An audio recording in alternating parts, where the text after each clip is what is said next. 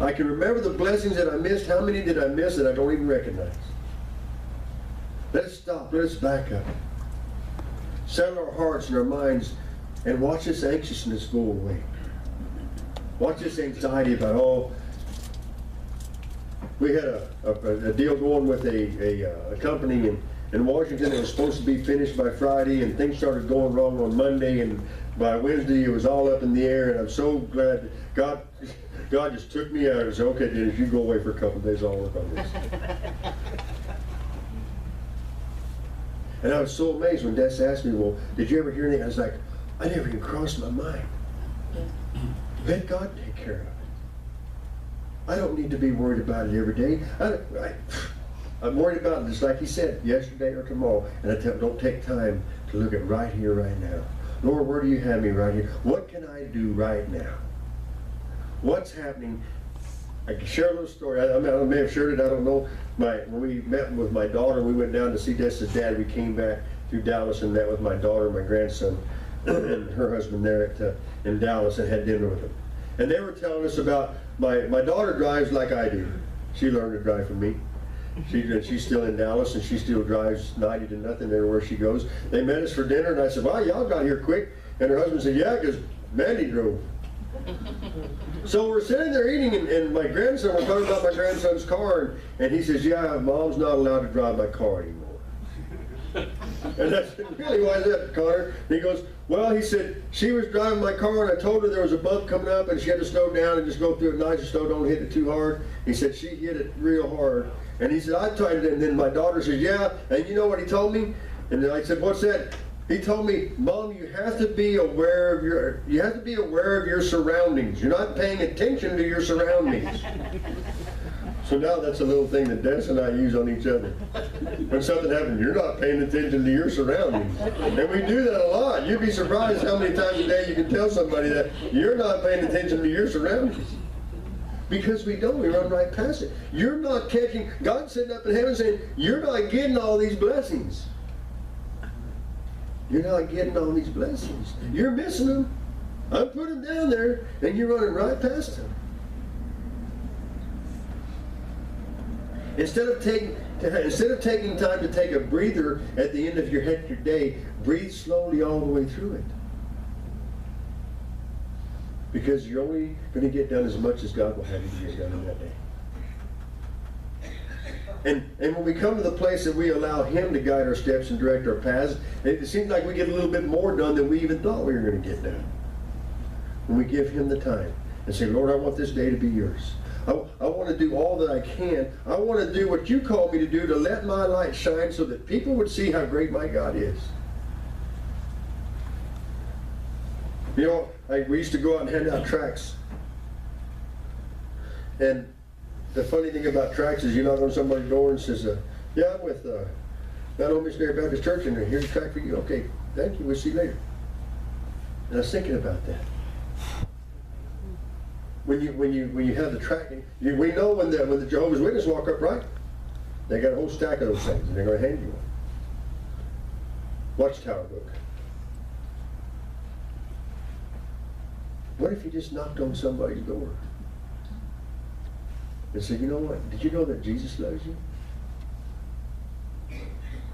Stop. Take the time. Let it be meaningful.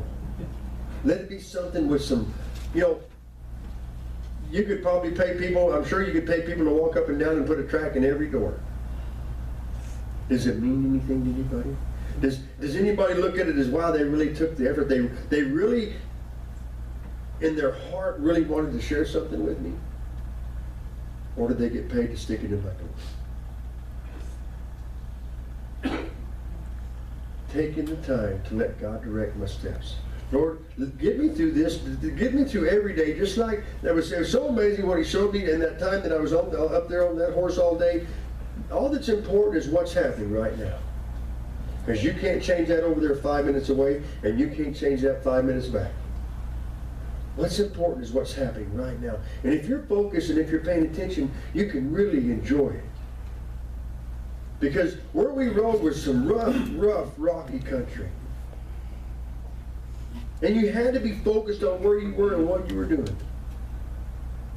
Because if you're thinking about what happened back there, you're going to miss this up here. And if you're thinking about what's up there, you're going to make a mistake. You have to just stop and pull yourself and focus yourself back. This is what's happening right now. God is here right now, and He's speaking to us, and He's saying, you know what? I want you all to just stop and give me a chance to walk with you in your life.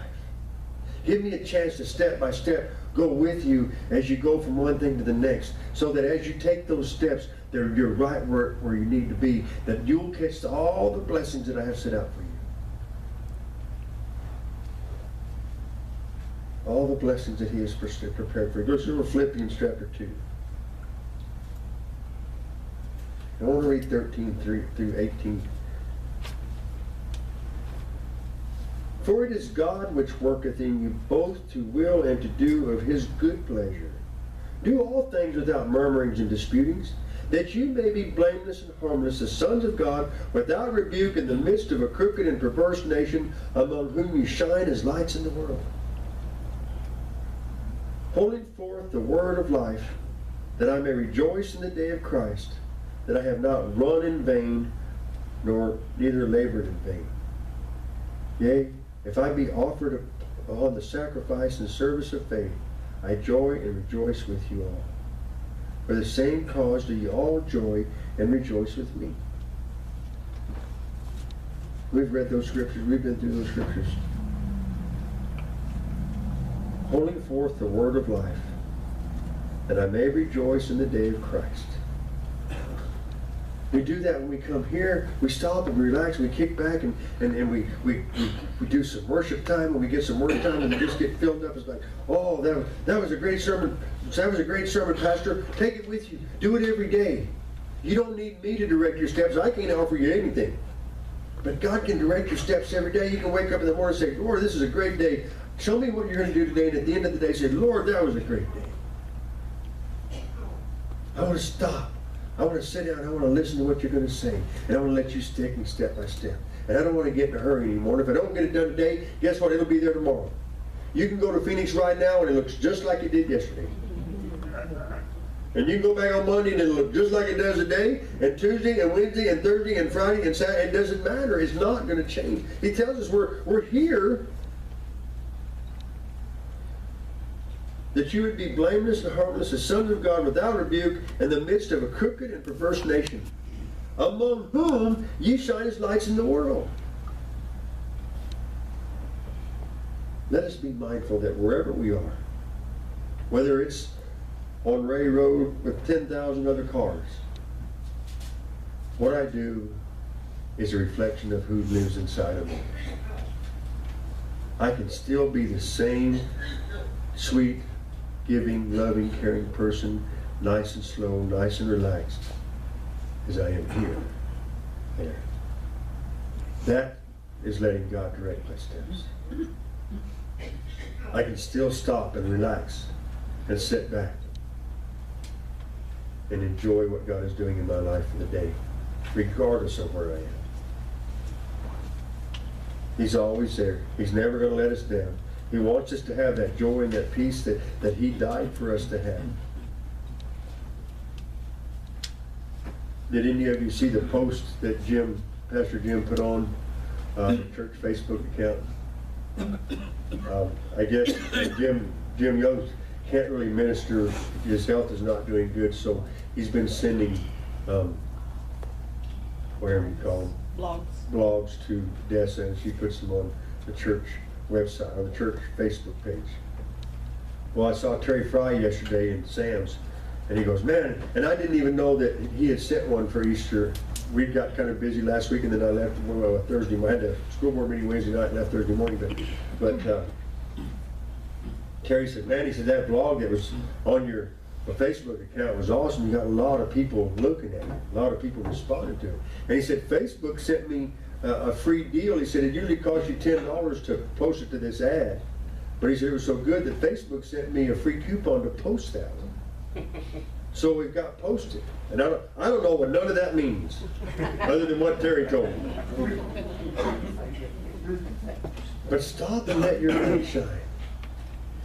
You know, Jim could be sitting in his house and just really sulking because his health ain't good.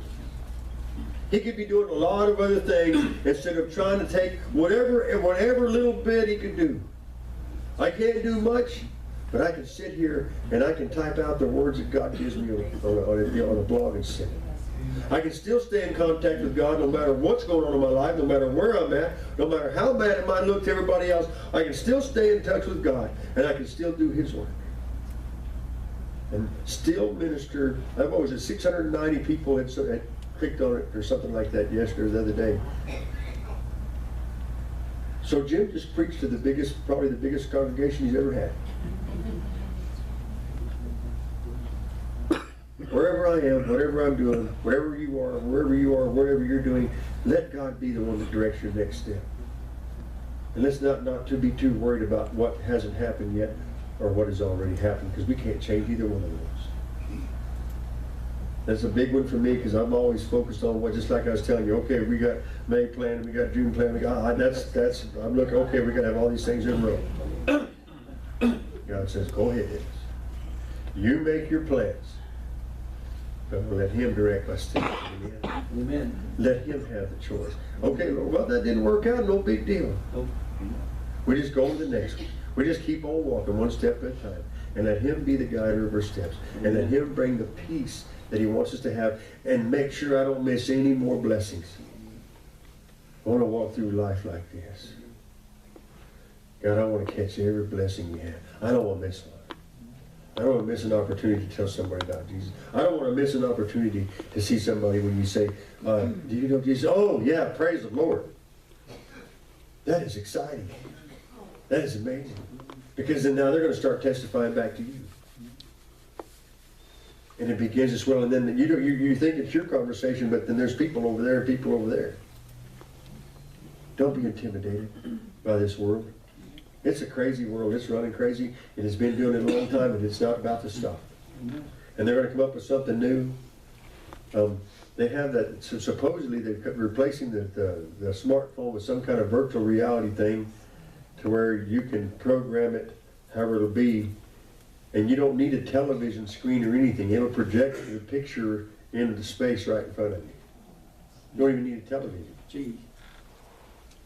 Called virtual reality something, whatever it's called.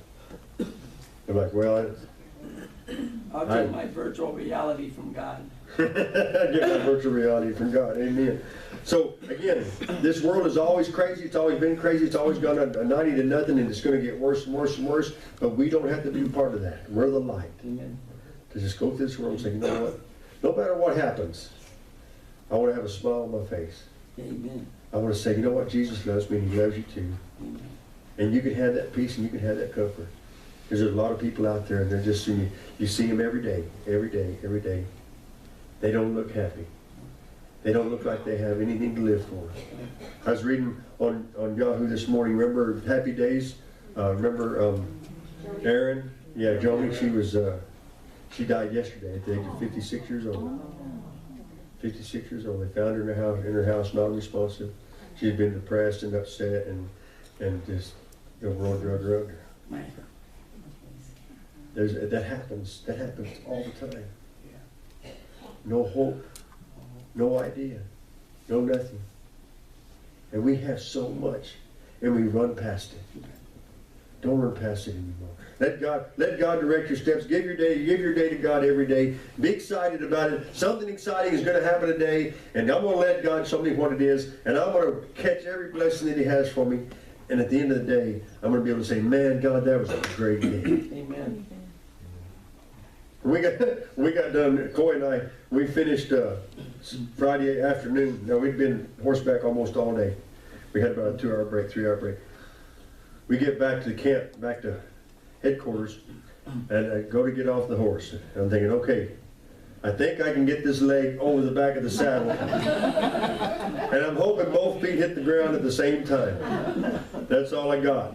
And so I landed on both feet, and, a little stiff walking. And Coy was a little stiff walking, and we got the horses put away. And I said, boy, Coy, I sure hoping both my feet were going to hit the ground at the same time. He said, me too. Let God direct your steps. We got a couple songs we want to do, and it's just so much. that we let get in our way. We let so many things get in our life that takes away the things that He wants to give us. You know, we talk about spiritual encounters and spiritual blessings and times when we just knew God was present, and then you know what, the reality is God's present all the time. It's up to us to recognize it. It's up to us to say, you know what, I recognize that God is with me all the time, all the time.